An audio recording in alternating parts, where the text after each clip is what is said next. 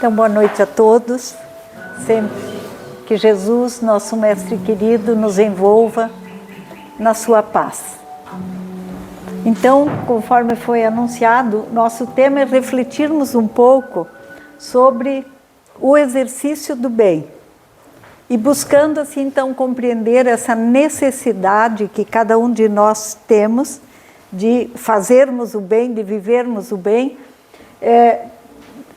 na fraternidade, ou seja, na convivência com todos, como colocamos ali, a caridade e os cuidados mútuos que são necessários na convivência. Na questão 642 do Livro dos Espíritos, o codificador pergunta aos benfeitores se, para agradar a Deus e assegurar a sua posição futura, bastará ao homem que não pratique o mal. Então, a preocupação genuína do codificador. Se a gente não fizer o mal para ninguém, basta isso? É a pergunta aos benfeitores espirituais. E olha a resposta. Não. Cumpre-lhe fazer o bem no limite de suas forças, porquanto responderá por todo o mal que haja resultado de não haver praticado o bem. Então, pela resposta dos benfeitores espirituais, que nós vamos voltando, né, nós percebemos que a tarefa é de cada um, é pessoal. Não tem como nós fugirmos dessa alternativa, porque é a forma como nós evoluímos, como nós crescemos.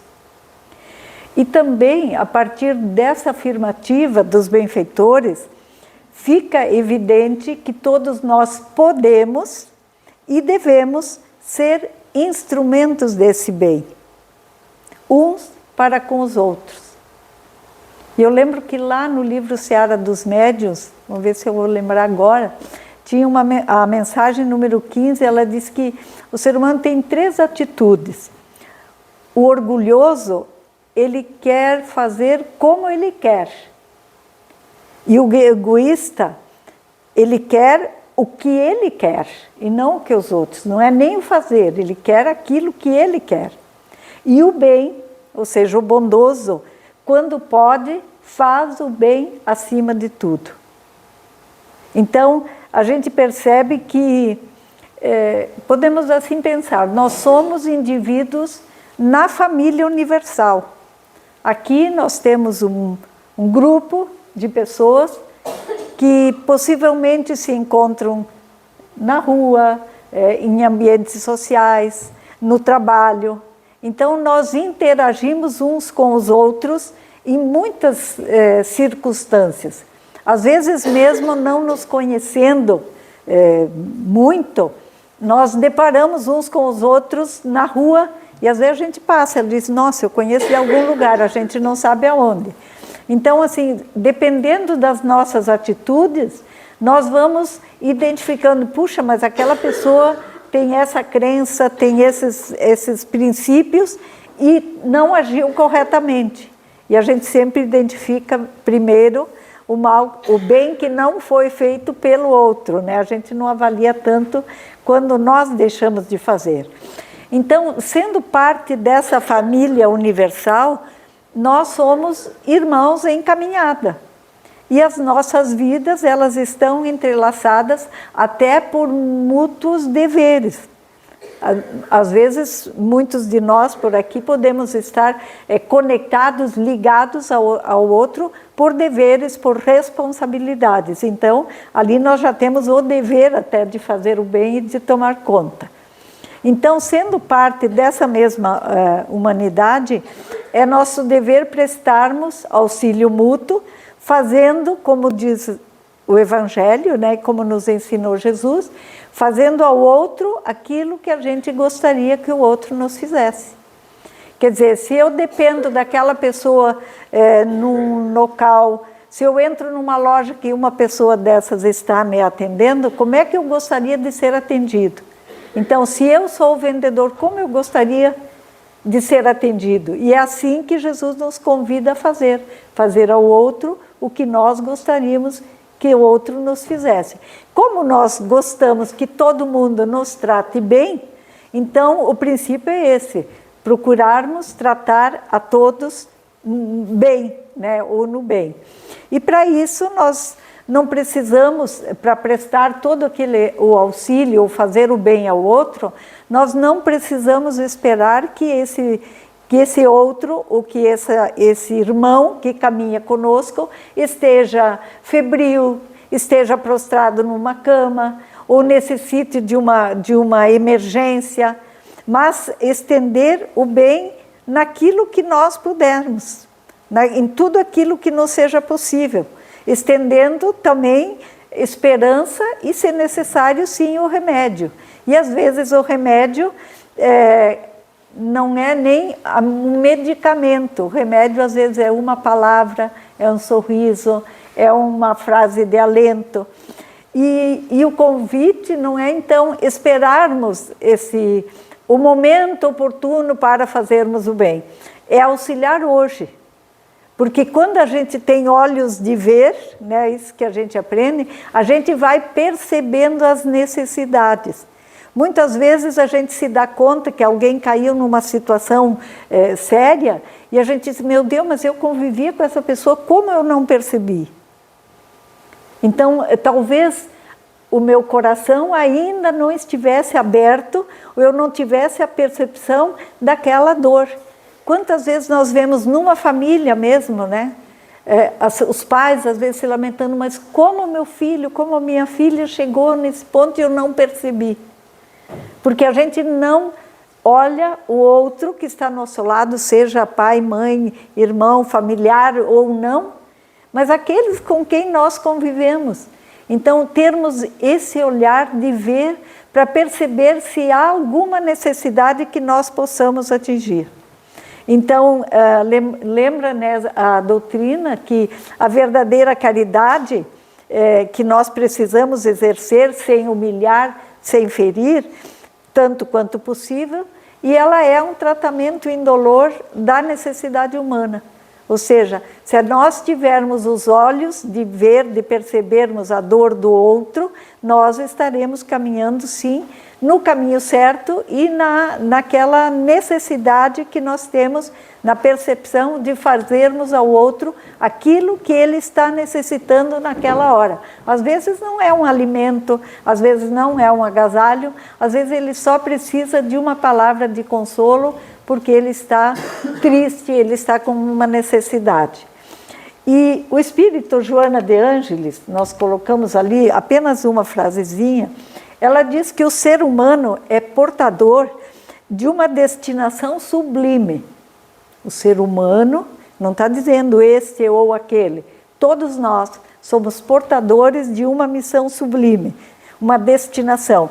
E alcançar a nossa plenitude, ou seja, alcançarmos uma condição de espíritos elevados, que nos está reservado, na verdade, nos está destinado desde o momento da criação. Então, como é que nós chegamos a essa condição? No exercício do bem. Porque não será na indiferença, nem no descaso, que nós vamos dar um passo crescendo para isso. E à medida que nós alcançamos esse discernimento, né, dos objetivos da nossa existência, nós vamos nos desapegando daquelas paixões que nos mantêm escravizados nos vícios, despertando em nós outros valores, ou seja, os verdadeiros valores existenciais e que nos proporcionam, na verdade, tanto a sabedoria como a felicidade. À medida que nós vamos exercendo o bem, que nós vamos vivendo, que nós estamos estudando, nós vamos ouvindo, nós lemos, nós vamos ouvindo, né, as orientações, e nós vamos aos poucos despertando. E quando nós vamos despertando, nós vamos enxergando melhor tudo que tem ao nosso lado. E vamos enxergando também o nosso interior. E aí nós vamos priorizando aquilo que nos faz bem espiritualmente.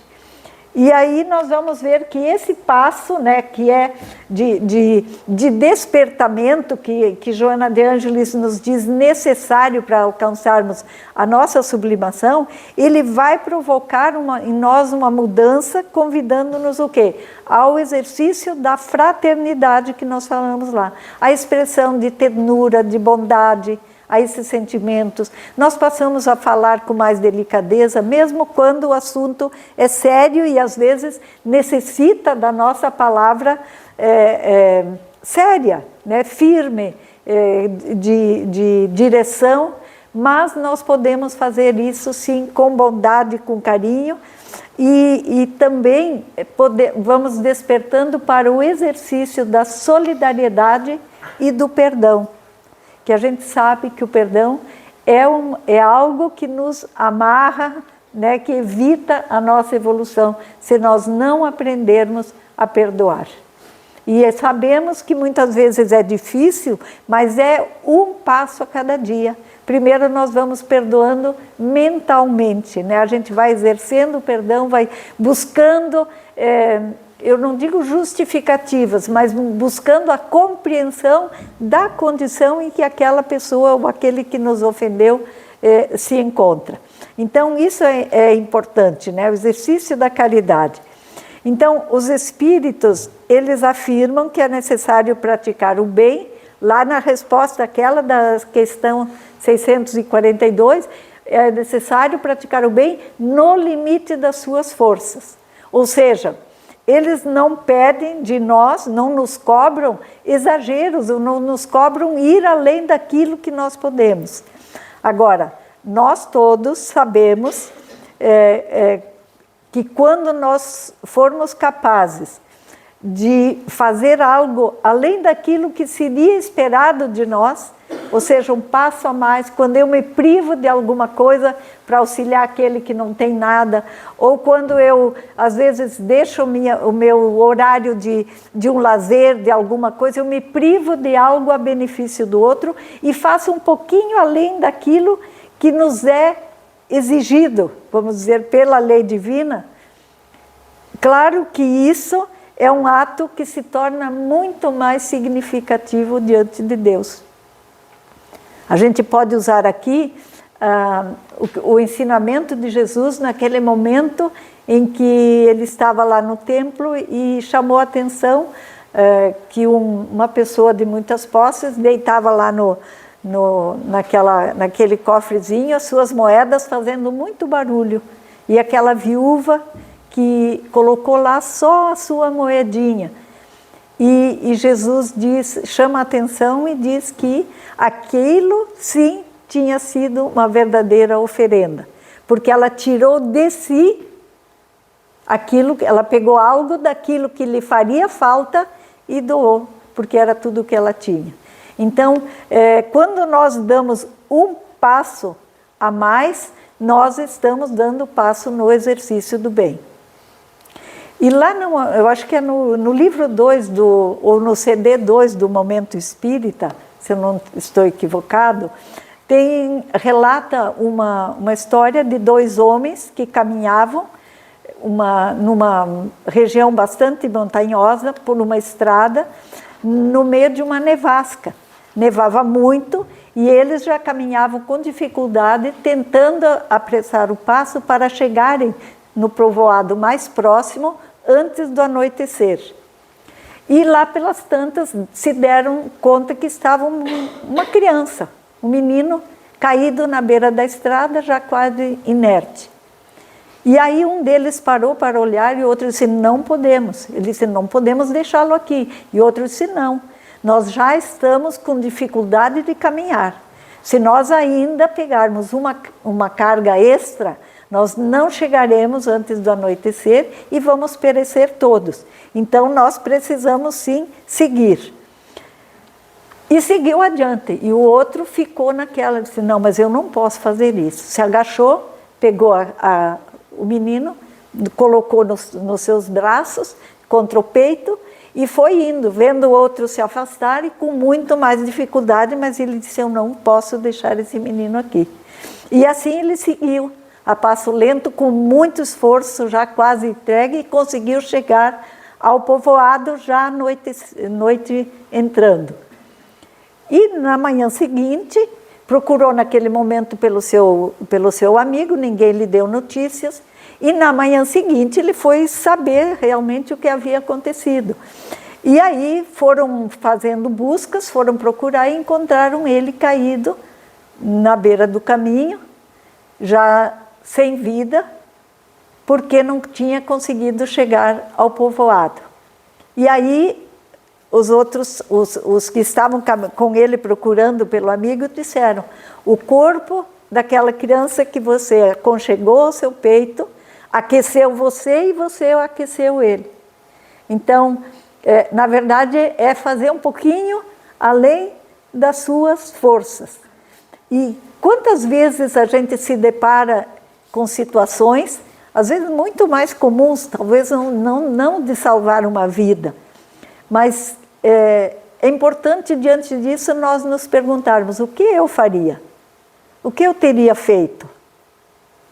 Então, isso é a baliza para nós podermos analisar as nossas atitudes, como nós nos portamos diante disso. Porque, na verdade,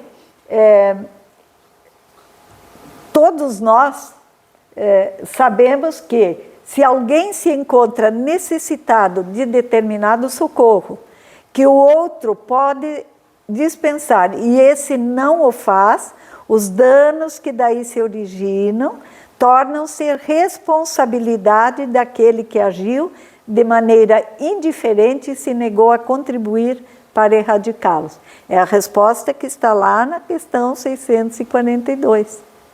Ou seja, porque nós nos tornamos responsáveis pelo mal que acontece porque nós deixamos de fazer o bem. Tivemos a oportunidade, não somos responsáveis por todos os males, mas se eu tive a oportunidade de prevenir e eu não o fiz, eu sou responsável também pelas consequências. Por exemplo, diante de uma traição e a outra pessoa não suporta a perda ou o fato, e por isso ela toma um caminho diferente e às vezes do desespero. Nós que se traímos somos responsáveis pelas consequências daquele ato, não sozinhos, porque todos nós temos, se a gente confia em Deus, a gente sabe que nós nunca podemos nos entregar ao desespero, porque sempre haverá um momento que nós vamos nos levantar. Porque Deus é amor, é Pai e é misericórdia. Então é importante que socorrer aquele que se encontra mais próximo de nós. Com pequenas coisas, às vezes é só uma palavra, um gesto de carinho, de compaixão, que podem ser transformados, se necessário, em pão, em medicamento, agasalho, orientação, trabalho, às vezes nós temos oportunidade, e o conforto moral. Se nós não temos nada para fazer, falemos no bem. Porque se nós fomos convidados a fazer o bem, o espírito Sheila, né, a irmã Sheila, no livro Terapêutica de Emergência, ela nos lembra que todos nós fomos convidados ao bem.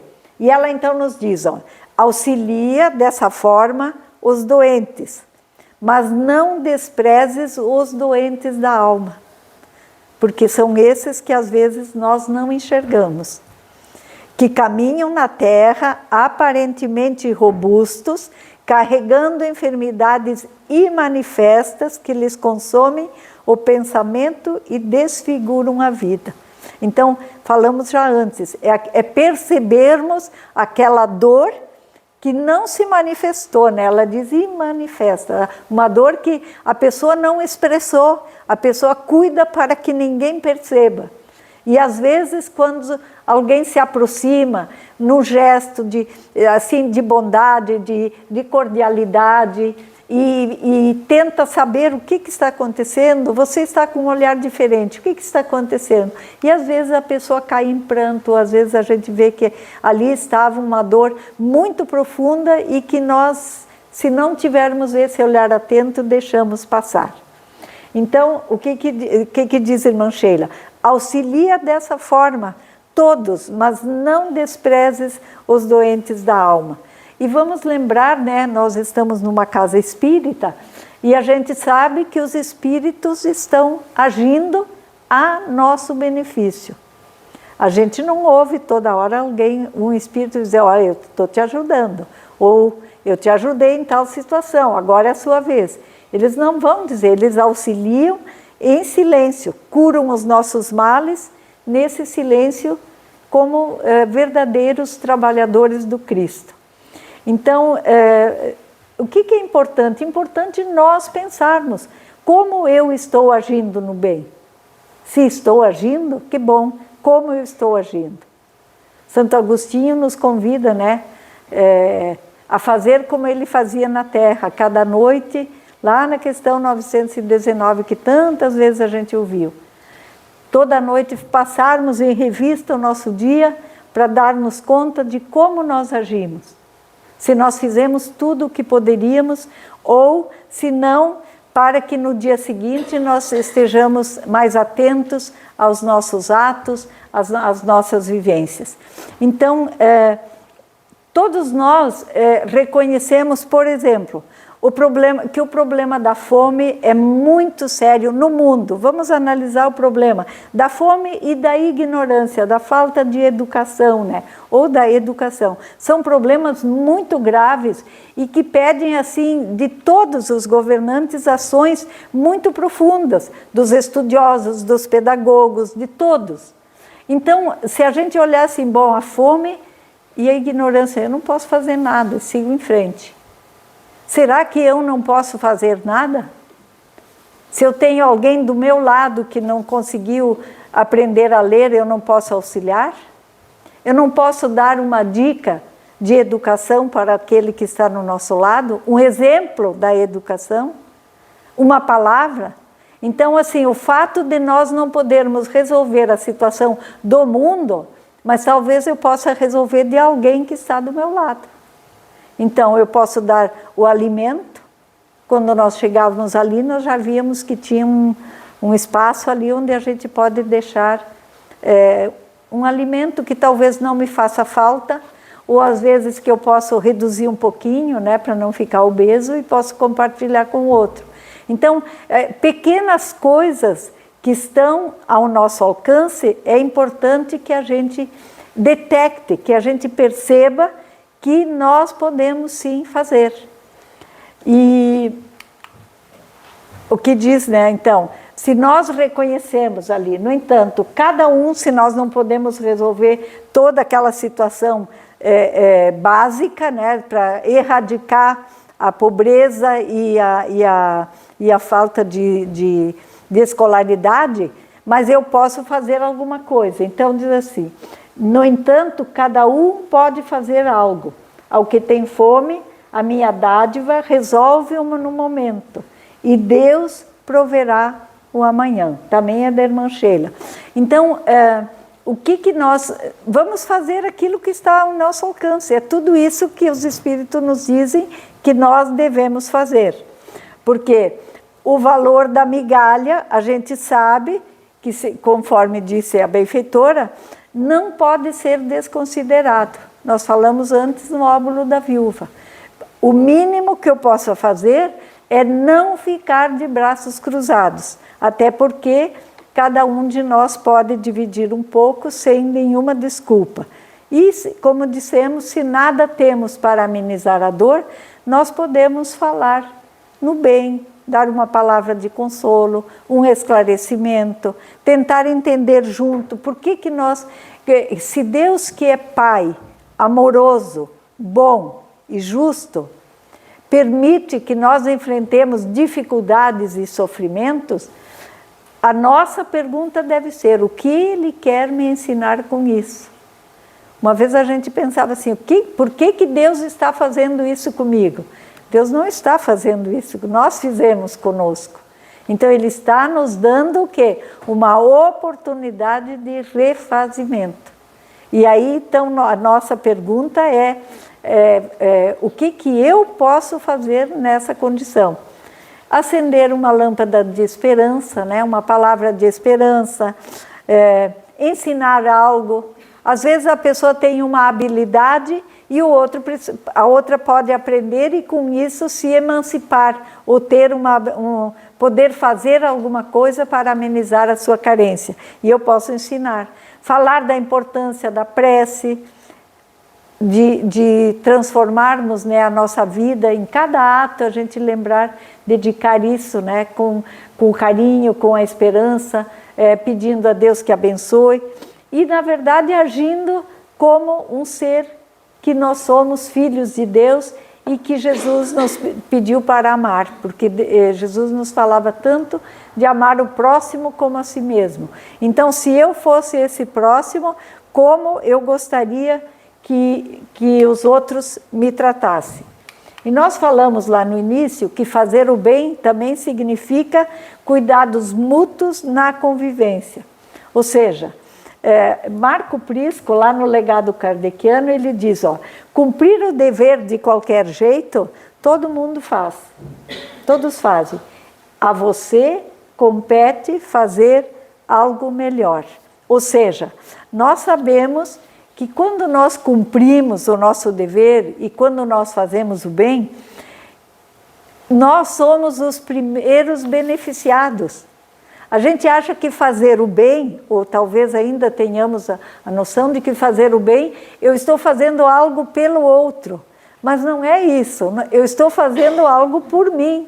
Eu estou fazendo para o meu crescimento, para me sentir feliz. A gente pode só parar um segundo e avaliar. Quando eu faço algo de bom, de preferência que ninguém saiba, a alegria que dá no nosso coração. E se eu tenho a oportunidade de fazer um bem e eu não faço, eu passo adiante e depois, eu devia ter feito. A gente não fica com aquilo, isso é despertar da consciência. Então, à medida que nós vamos despertando, nós vamos percebendo. É só nós avaliarmos o que nos faz bem. É fazer o bem. E quando nós deixamos de fazer, nós sofremos. Porque o conhecimento do bem é importante para que ele se realize.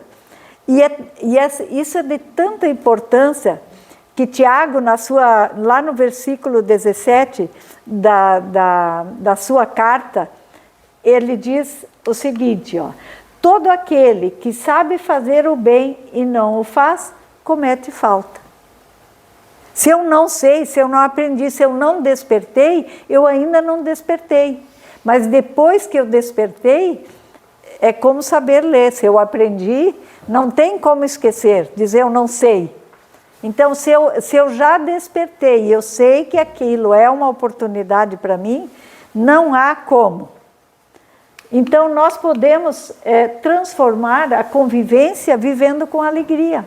É uma forma de fazer o bem. Ou nós podemos cultivar a simpatia, cordialidade para com todos, que é a irmã do êxito. A gente se vivesse como você... De vez em quando o Alcione vem aqui fazer palestra, né? E ele gosta muito de falar na bondade, né? Como uma campanha da gente lembrar em tudo o que faz e fala da bondade. Então, cordialidade para com todos é irmã do êxito. Porque se eu tratar todo mundo com cordialidade, eu vou me transformando nessa pessoa. Pode ser que no início eu precise fazer um esforço, mas depois vai se tornando hábito. E é assim que nós evoluímos, quando nós conseguimos transformar algo que antes tínhamos dificuldade de fazer, algo bom, num hábito. Porque daí nós já incorporamos as nossas atitudes e não precisamos mais fazer muito esforço para aquilo. Então vem como natural. Colocamos ali, censurar menos e ensinar pelo exemplo. E a gente olha para dentro, a gente vê como ainda temos facilidade de censurar, mas não gostamos de ser censurados. É fácil nós percebermos o erro no outro. Mesmo que a gente não expresse a censura, vamos lembrar que Deus é onipresente. O que significa isso? Que se eu pensei mal do outro, ele já leu meu pensamento. Eu já cometi uma falha, porque eu já pensei aquilo. Então, quando nós passarmos a pensar no bem, e isso nós só vamos fazer conscientemente, exercitando e trabalhando nisso. Evitar o contágio do pessimismo. Olhar para algo de bom, sempre há alguma coisa de bom, mesmo nos momentos mais terríveis. Eu uso muitas enchentes. Terrível. Mas e a solidariedade que foi despertada com essa enchente? Então, o importante é o quê? Que nós não precisemos mais de catástrofes, de pandemias, etc., para despertarmos para o bem. Porque elas vêm como um ensinamento. Colocamos ali, fazer da pontualidade uma regra de conduta. Tem pessoas que nunca conseguem chegar no horário que marca. Nós estamos ali roubando o tempo de alguém que marcou aquele horário conosco. Às vezes a gente precisaria levar para os consultórios também, né, essa norma. Mas nós respondemos por nós. Então, cuidarmos porque a pontualidade é um sinal de educação, é um sinal de evolução também. E, como o último detalhe, as mãos que ajudam são mais sagradas que os lábios que rezam. Essa é da Irmã Teresa de Calcutá. Lembrando-nos que quando nós agimos, quando nós ajudamos, quando nós somos aquele que ajuda, nós estamos dando algo de nós a benefício do outro. Então, não adianta eu orar se eu não faço o bem. Mas eu posso fazer do bem uma oração. Porque senão a oração fica vazia. Agora, se eu faço o bem e agradeço a oportunidade do bem, como o nosso coração se enche de alegria. Então, a gente lembrou antes, né, que os emissários do Cristo, eles curam os nossos males em silêncio. Então, isso é um exemplo para nós. Nós precisamos aprender com eles. E dar sempre um pouco de nós. Eu queria inserir aqui, temos, antes de finalizar, uma historinha de 6 homens que ficaram presos numa caverna por causa de uma avalanche. Hoje eu estou com a neve, né? Uma avalanche de neve, lá estavam eles. Bem rapidamente eu vou dizer para a gente perceber as nossas atitudes e como não agir ou como agir. E aí diz que então, cada um deles tinha um fechinho de lenha que eles tinham ido buscar. E em função da nevasca, as melhores previsões era que eles só seriam resgatados, que alguém só conseguiria chegar na manhã seguinte. E eles tinham lá nessa caverna uma pequena fogueira, que estava mantendo eles aquecidos, e eles tinham consciência de que se o fogo apagasse, eles morreriam de frio. Mas aí cada um tinha lá o seu feixe de lenha, e o primeiro, que era uma pessoa muito racista, ele percebeu que havia ali nesse grupo uma pessoa de outra nacionalidade. E ele pensou que ele não ia, que ele jamais ia dividir a lenha dele com uma pessoa de outra nacionalidade, que estava ali, de repente, até prejudicando eles. E o segundo era um rico, avarento, e que estava ali para receber os juros da sua dívida. E ele olhou ao redor e viu uma pessoa que trazia as marcas da pobreza.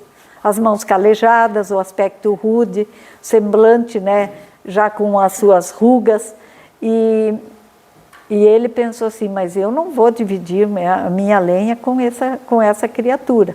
E ele calculava o valor da lenha, ele disse, mas nem pensar, ele estava pensando era nos seus lucros. O terceiro era o estrangeiro, e cheio de ira e ressentimento, porque ele se sentia diferenciado naquele lugar.